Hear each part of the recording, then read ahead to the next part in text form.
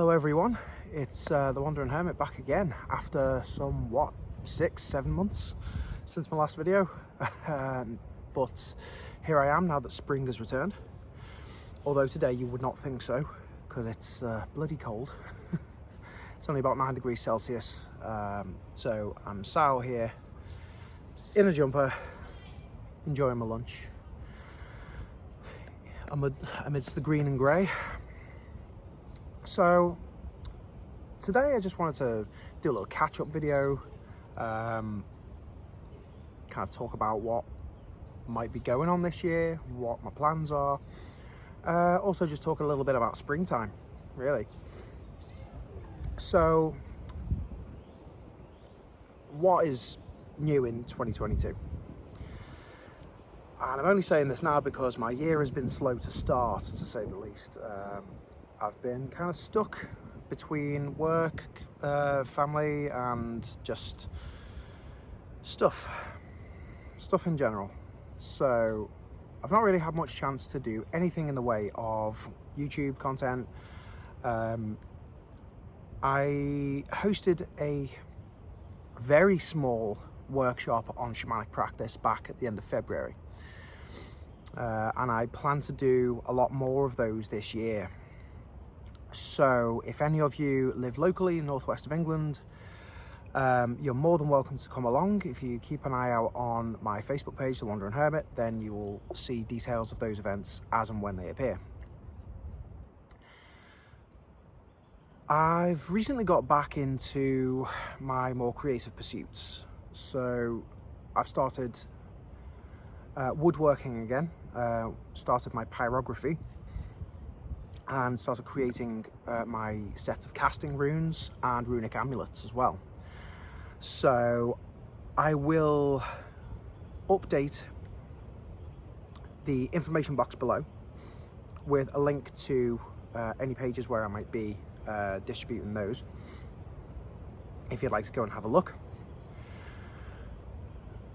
I've also got back into the headspace for writing both my books and my music as well. I've just finished the lyrics for the 4th track of my upcoming EP, entitled The Other Side. So that will be made available online over the next few weeks, all going well. So I'll keep you up to date on that as well.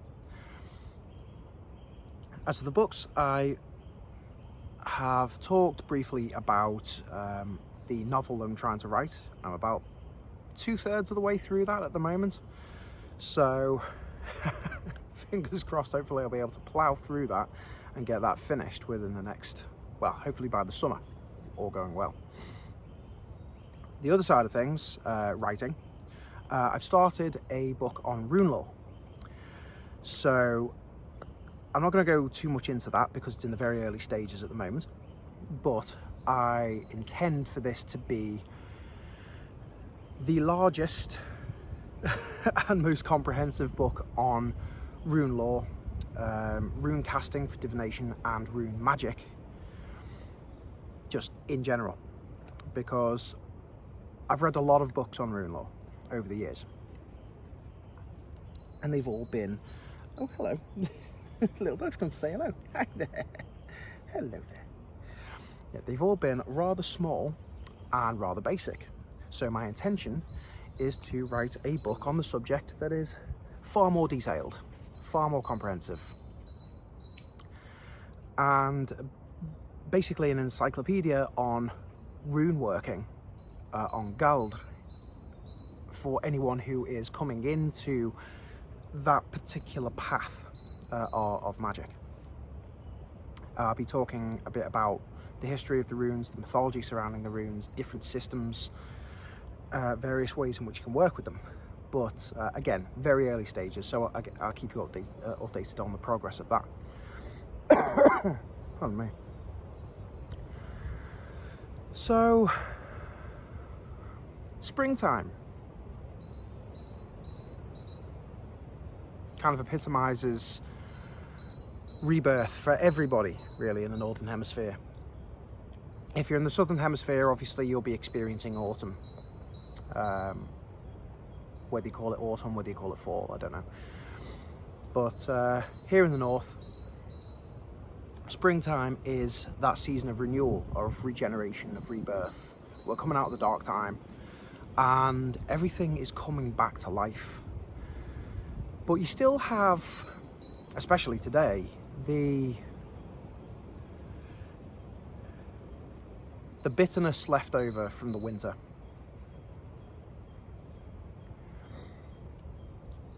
Life is coming back, but we still hold the memory of that time of death, that time of quiet introspection. I think that energy really carries through with the spring. Pardon me. So even though we are filled with hope, the hope of renewal and the hope of new opportunities and new experiences and new life, it still should be a quiet time for us. A time in which we take those internal reflections that we've had over the winter time and we start to use that as a blueprint for what we want to manifest in the coming year. So while summer is the time of action and the time of willpower and that fiery drive of the sun that kind of comes through us, the spring is a time for planning. It's a time for setting goals, sowing seeds, and laying the foundations and the groundwork for what we want to achieve for the rest of the year. And that's pretty much what I've been doing these last 2 months. Since that workshop I did in February, I've been making plans for, as I say, more workshops, making plans for getting involved with local pagan spiritual events here in the Northwest. Wanting to get involved in those with regards to tarot readings, rune castings, selling my handcrafted wares, planning my book, and planning new creative projects like my music and things. So,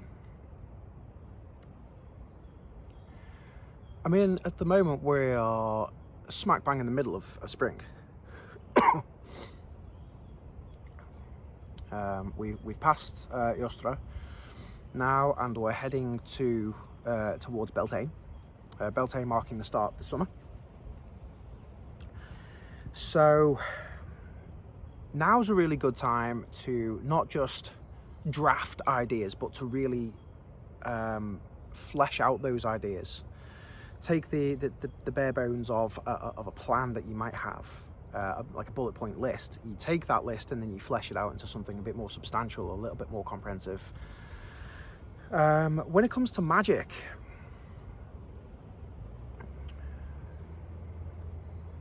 with it being a time of growth, the best types of magic to do at this time of year are pardon me, earth-based magics. So for example, if you're trying to manifest something into your life, be it a new job, be it renewed abundance or wealth or whatever, the most common type of spell that you do at this time of year is to write your intentions down, that which you want to manifest. You would imbue it with your will, with your desire.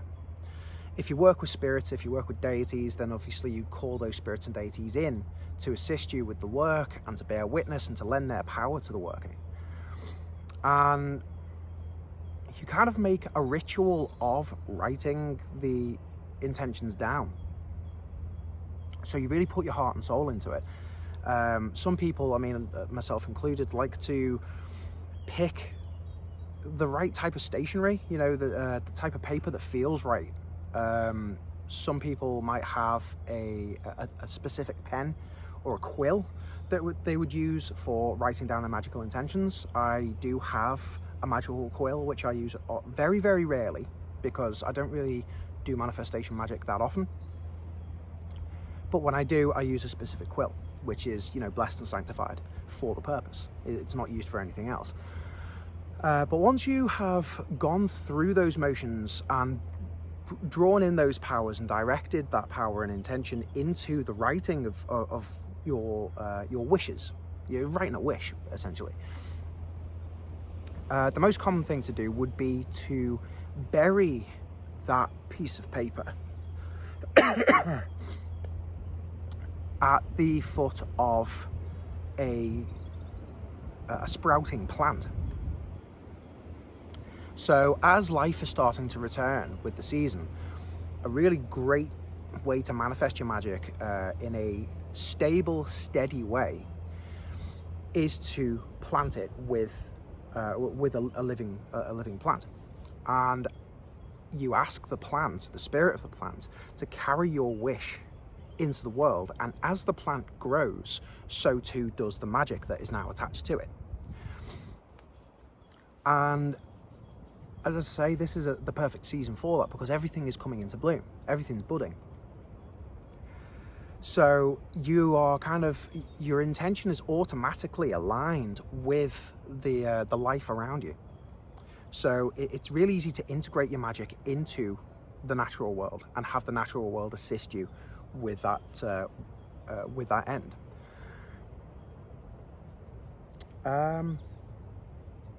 Other forms of magic I think are good at this time of year are cleansings. So with the winter, come the autumn, we've already stripped away a lot of things that weigh us down, in preparation for going into the dark time. We've unburdened ourselves so that we have the space, the physical and mental and spiritual space to really reflect on the year that has passed and the year that is to come. So come the spring, we always have this, especially in the north, the tradition of spring cleaning. And this is kind of like the final stage of the process that we go through from the autumn through the winter and into the spring. Since we've had that time of reflection, we now know what we want to do, where we want to go, and what we need to do to get there. So spring cleaning is seemingly very mundane practice, cleaning your house out, dusting and getting rid of old bric-a-brac and old clothes and things like that, and making space. But it's a very powerful form of magic, because when you rearrange a physical space, I think I've mentioned this in a previous video, I can't remember which one, but when you rearrange a physical space, that physical space is a reflection of your spiritual self and your mental state. So if you change the outside space, you are inadvertently, changing the internal space as well. It helps to rearrange your thoughts in your mind. It helps to reorganize your mind so that you can think more clearly. And it also serves in clearing away spiritual or energetic, fragmentary energy, residual energy. For those computer geeks out there, it's similar to defragging your computer. You're taking all of those little bits of data, those little bits of energy that are attached to you and stored within you, and you're clearing them out through the symbolic act of clearing the space. It's a form of sympathetic magic. The tool that is associated with this practice is the besom or besom. I'm not entirely sure as to the correct pronunciation of that, because I don't use one personally. But the besom or the broomstick is a magical tool. It's not just for household chores. It was used for the rituals of the spring clean, sweeping out the old to make way for the new. And the tool was typically made from the trees that were budding and flowering at the time, so that you're harnessing that natural magic that's already abundant around you, and then you crafting that into a tool for your magical intention. So yeah, a really good magical practice at this time of year is to make a besom for yourself, if you are so inclined. So, going back to the original point of spring, the time for renewal, the time for rebirth, the time for planning and setting intentions and clearing away the old to make way for the new. Springtime for me is also it's one of my favorite times of year because you get the best of all seasons. You get the summer sun, you get the winter cold. Sometimes you'll get morning frost, other days you'll get fog. You get the rain, sometimes cold, sometimes warm. Some days will be calm, some days will be windy. Spring to me really is the confluence of the other three seasons. It is that one time of year where you get all the seasons sometimes in a single day. And if each season magically represents a particular element, then spring really is the embodiment of the four elements. And therefore, when the four elements are combined, we get spirit. Springtime really is the season of the spirit for me. I don't know how you guys feel about that, whether that resonates with you, or whether you favor a different season for a different reason. I mean, I love all the seasons, but I think spring is probably my favorite. So let me know what you guys think. What is your favorite season? And beyond that, what does springtime mean to you? How do you associate with the season? What magics do you perform during this time of year? Yeah, just let me know in the comments below. I'm going to be doing more videos as the weather improves, because I can be outside on my own in the quiet, where I can just ramble without being disturbed, except for by the odd passing dog. So until my next video, thank you all for watching. I bid you all a very good day or night wherever you are in the world. May Gods go with you. Bye for now.